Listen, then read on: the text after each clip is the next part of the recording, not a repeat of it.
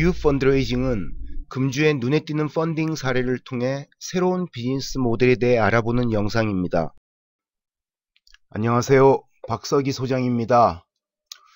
오늘은 뉴 펀드레이징 33번째 시간입니다. 오늘 소개시켜 드릴 회사는 미국의 스케일 AI라는 인공지능 분야에서 정말 핫하게 떠오르고 있는 회사인데요. 이제 3년밖에 안 된 이 회사가 이번에 펀딩을 받으면서 유니콘 기업이 됐습니다. 더 흥미로운 것은 이 회사의 창업자 겸 CEO가 19살 때 이 회사를 만들어서 올해 22살이라고 합니다. 그래서 22세 CEO가 이끄는 인공지능 분야의 가장 핫한 회사 중에 하나로 떠오르고 있는 스케일 AI에 대해서 지금부터 말씀드리겠습니다. 먼저 이번 스케일 AI의 펀드레이징 내용을 살펴볼게요. 지난 8월 5일 시리즈 C 라운드로 1억 달러 펀딩을 받았습니다. 이번 펀딩은 그 파운더스 펀드가 투자를 주도했는데요. 파운더스 펀드가 투자를 주도하고 엑셀, 인덱스 벤처스, 스파크 캐피탈 같은 여러 벤처 캐피탈들도 같이 투자에 참여를 했습니다. 이번 투자로 스케일 AI는 드디어 기업 가치가 10억 달러, 우리가 유니콘 기업을 따지는 기준이 10억 달러죠. 1조 1000억 원 정도. 이 기준을 넘어서서 드디어 유니콘 기업에 등극을 했습니다. 흥미로운 것은 이 22살짜리 CEO인 알렉산더 웽이라는 친구가 인터뷰에서 한 내용인데요. 자기는 지속적으로 투자 유치가 필요한 사업을 하고 싶지는 않다는 겁니다. 지금까지도 계속 엄청난 투자를 하고 있음에도 불구하고, 그러면서 이번 펀딩이 이상적으로 본다면 마지막 펀딩 사례가 될 것이다 라고 얘기하면서 앞으로는 자체적인 어떤 사업을 기반으로 회사를 성장시켜 나가겠다는 그런 포부를 밝히고 있습니다. 자, 그럼 스케일 AI라는 회사에 대해서 살펴보겠습니다. 지금 보는 사진이 알렉산더 웽이라는 창업자 겸 올해 22살이 된 CEO입니다. 고등학교 때부터 컴퓨터 코딩 분야에 아주 천재적인 그런 실력을 가진 것으로 평가를 받고, 그래서 고등학교 때 이미 실리콘밸리의 여러가지 개발 회사들, 스타트업에서 개발 관련 일을 취직해서 하고 있었을 정도이고, 고등학교를 졸업하고 나서 실리콘밸리 좀 근무하다가 뜻이 맞는 동료들과 함께 스케일 AI를 창업을 했습니다. 이 스케일 AI는 The Data Platform for AI, 인공지능을 위한 데이터 플랫폼을 제공하는 것을 기반으로 목표로 해서 만들어진 회사입니다. 그래서 이 데이터 플랫폼이란 게 뭐냐면 AI, 인공지능이나 ML, 머신러닝을 할 경우에 그 훈련을 해야 되거든요. 근데 이 훈련을 하기 위해서는 엄청난 사람들의 노동력이 필요합니다. 그래서 이 데이터나 이미지 분류 작업을 수행하는 소프트웨어 툴셋을 공급해 주고 있습니다. 그래서 주로 이제 이 스케일 AI가 하는 사업 영역은 컴퓨터 비전 분야에서는 뭐 자율주행 자동차 회사나 드론 회사, 로보틱스 회사, AR, VR, 증강현실, 가상현실 회사, 리테일, 이제 유통 관련 회사, 뭐 아마존고 같은 그런 무인 편의점 같은 경우 있죠. 이제 그런 분야에서 이런 스케일 AI 기술을 활용하는 고객들이 지금 빠르게 늘고 있고요.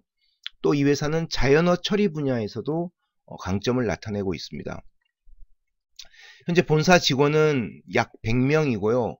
전 세계 약 3만 명의 계약직 직원을 보유합니다. 이 계약직 직원이 하는 역할은 이런 겁니다.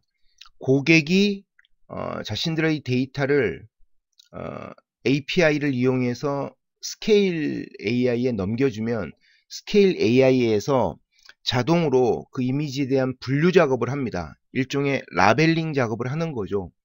근데 이 라벨링 작업이 제대로 됐는지를 결국은 검사를 해서 제대로 안 됐을 경우 뭐 그 결과값이 어떻다, 좋은 경우 결과값이 어떻다는 걸 해서 다시 고객사 인공지능 시스템에 넘겨주는 겁니다.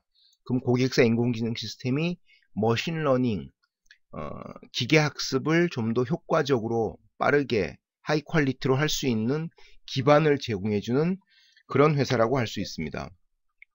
스케일 AI의 시스템이 작동하는 원리를 보면요. 일단 왼쪽에 API 콜은 고객사의 시스템에서 API 콜 방식으로 데이터를 스케일 플랫폼으로 가져와서 스케일 플랫폼에서 이미지 라벨링 작업, 데이터 라벨링 작업을 한 다음에 다시 이를 전 세계 3만 명의 계약직 직원들이 수작업으로 사진들을 혹은 그 마크업이 된 내용들을 평가하는 역할들을 합니다. 그 다음에 그 결과값을 리스폰스 내용을 다시 고객사 AI 시스템에 전달해 주는 것이죠. 현재 스케일 AI를 쓰고 있는 기업들인데요. 맨 왼쪽 하단부에 보시면 뭐 에어비앤비, 우버, 뭐 핀터레스트 이런 회사들도 있고요. 맨 위쪽 상단에 보시면 구글의 모회사인 알파벳의 자회사죠. 웨이모, 자율주행 자동차, 그 다음에 그 GM의 자율주행 관련 부서인 크루즈, 뭐 이런 회사들도 있고요. 그 다음에 오픈 AI, 뭐 죽스 같은 회사도 있고, 중국의 바이두의 미국 법인인 바이두 USA, 그 다음에 토요타 등 이런 정말 많은 회사들이 인공지능 관련 기술을 개발할 때 이 스케일 AI 플랫폼을 활용하고 있습니다.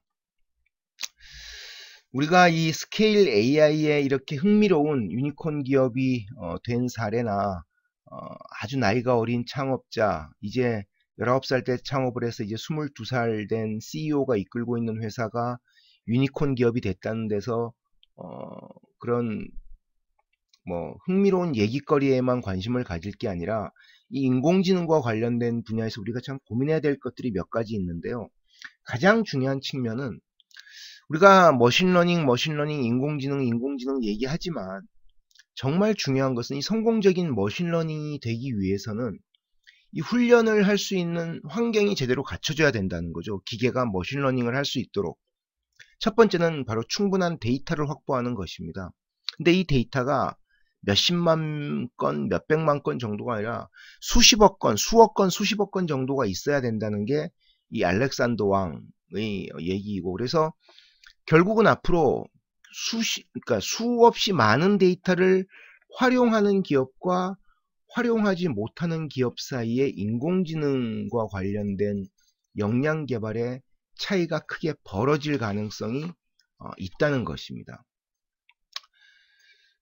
그리고 두 번째는 이 데이터와 예를 들면 우리가 원천 데이터와 이 원천 데이터를 머신러닝을 통해서 인공지능 시스템이 분석한 결과값이 예를 들면 이게 정확해야 된다는 거죠. 예를 들면 자율주행 자동차가 차가 앞에 전면부의 이미지를 비디오로 녹화하고 있을 때, 찍을 때 앞에 보행자가 어느 정도 크기의 보행자가 어느 위치에서 걸어가고 있는지, 신호등은 어떻게 바뀌고 있는지, 이런 것들, 또 다른 차량이 옆에 얼마나 접근해 있는지 이런 것들을 정확하게 파악을 해야 된다는 거죠. 그래서 그 데이터에 대한 라벨링 작업과 그 결과값에 얼마나 좋은지를 확인하는 역할들이 필요한데, 이런 작업이 기본적으로 사람의 도움이 엄청 필요하다는 것입니다. 사람의 도움이. 그래서 미국의 많은 그 구글이나 페이스북 같은 그런 대규모 IT 회사들도 이런 노동 집약적인 업무는 자체적으로 계약직이나 외부 스타트업에 외주를 주는 경우가 아주 많습니다. 엄청나게 많은 사람이 필요하기 때문이라는 것입니다. 그 다음에 그 국내에서도 아주 많지는 않지만 여러 사례에서 이 머신러닝 기반의 엔터프라이즈 정보 시스템을 구축하려고 한 기업들이 많은데요. 거의 대부분 고생들을 하고 있습니다.